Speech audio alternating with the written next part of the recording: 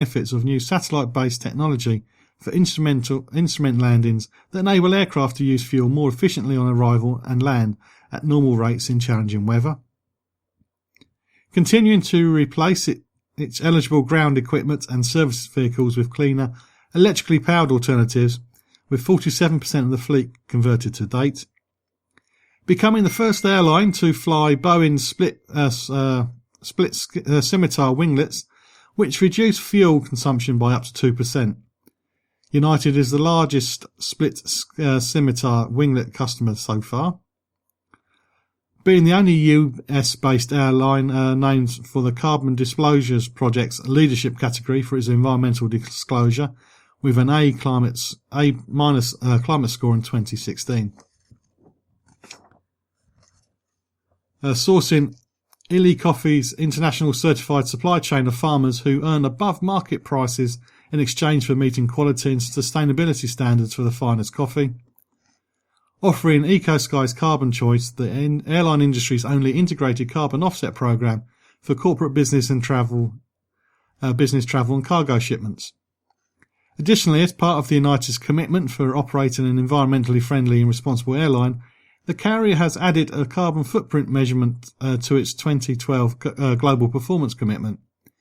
United is committing to achieving a lower gross carbon footprint than its two largest US-based competitors this year, as measured by the carbon dioxide equivalent per available seat mile.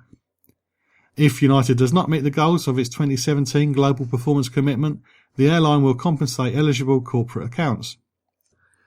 Do you have any feelings about the CO2 emissions from the travel industry, the aviation industry in particular? Do you think that the aviation industry makes enough money themselves without having to get the government to do bits and bobs? Please share your views on this at facebook.com/John Guinn Travel Show.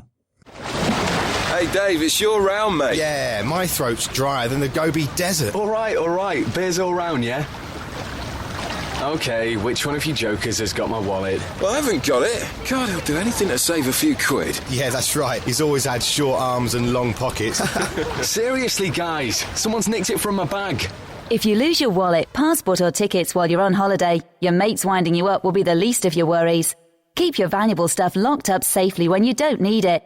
And if you're on the beach or by the pool, only take the cash you need. For more information, go to gov.uk/knowbeforeyougo or follow us on Facebook or Twitter. Checking it out before you check in on the John Guinn Travel Show on ukhealthradio.com.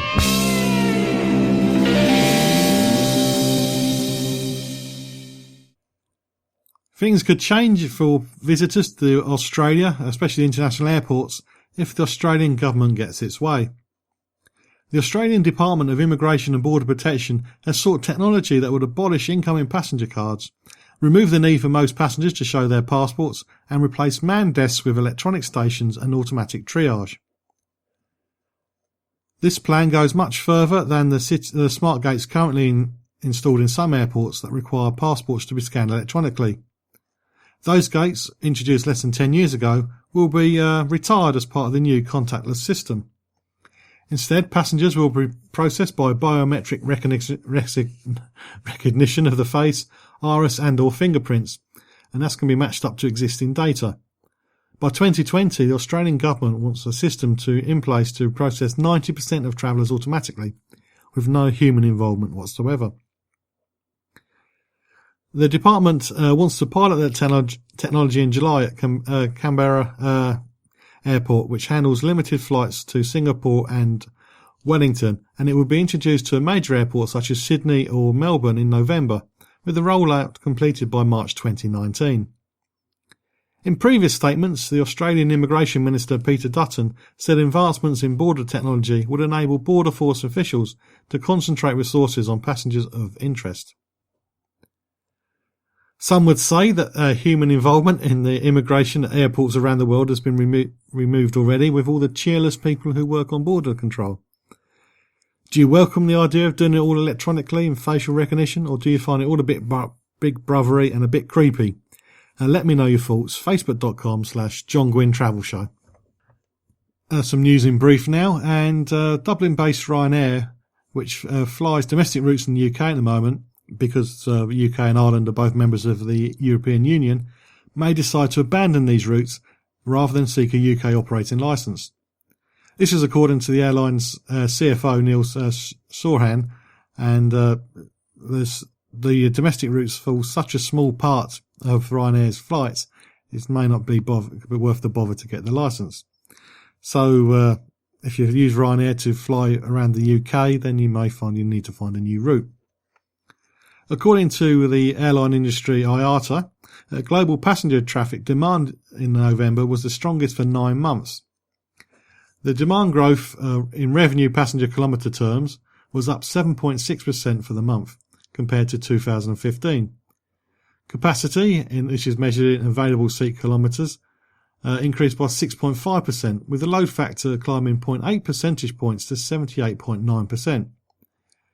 The Middle East showed the strongest growth with 11%, Asia Pacific was second with 9.9%, and Europe coming in third with 8.4% uplift.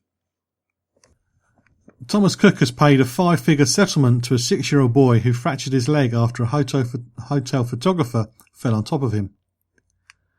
Liam James Godley, known as Jimmy, from Peterborough, was on a 2-week holiday with his family at the Blue Bay Platinum Hotel in Turkey. Jimmy was walking towards the main hotel building with his brother and sister when a photographer employed by the hotel picked him up and ran towards the pool. The photographer slipped and the pair fell onto the floor with the man landing on Jimmy's leg. As a result, Jimmy was left needing a wheelchair for 4 months and was unable to return to school for 2. His parents instructed personal injury firm Irwin Mitchell to investigate the incident, which happened in May 2013. A spokesperson for Thomas Cook said, "We're really sorry to hear about this sad and unfortunate accident and the impact it's had on Liam since. Our holiday should be fun and relaxing, and we're sorry that Liam and his family didn't get that experience. We wish him all the best in the future." What about my phone call? I want to call my family. Too late now. Please, please, please. Step through now, please. Oh, no. Too late now. Here's the goods. You take them in false bottom bag, you strap them to your body, it's up to you. Look, I've changed my mind. I want out. Too late now. So, you're offering me a free holiday? Yeah, I just have to bring back something for a friend of yours. that's right. You get some serious cash. Right. Well,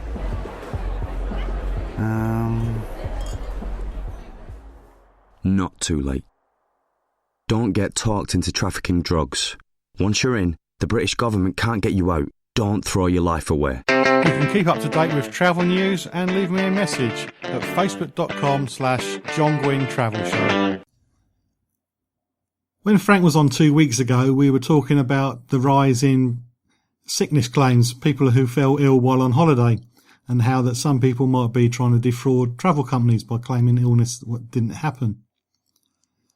Now, Frank said that if your company believes that you're being defrauded, then you should notify the police. And I wrote that in a Travel Trade magazine as well 2 weeks ago. And I suggested instead of ABTA going on trying to change everything, they should just do with what they can with what's available at the moment. I'm sure once 1 or 2 people have gone to court because of they've been caught out on fraud for the holiday illness, that will help bring down the number of fraudulent claims. But rather than do that, ABTA is calling for changes to the law relating to holiday sickness compensation in what it calls a bid to stop the rise in fraudulent claims. ABTA believes overseas holiday claims up to £25,000 should be brought under the same fixed, recoverable legal cost regime that applies to other personal injury claims.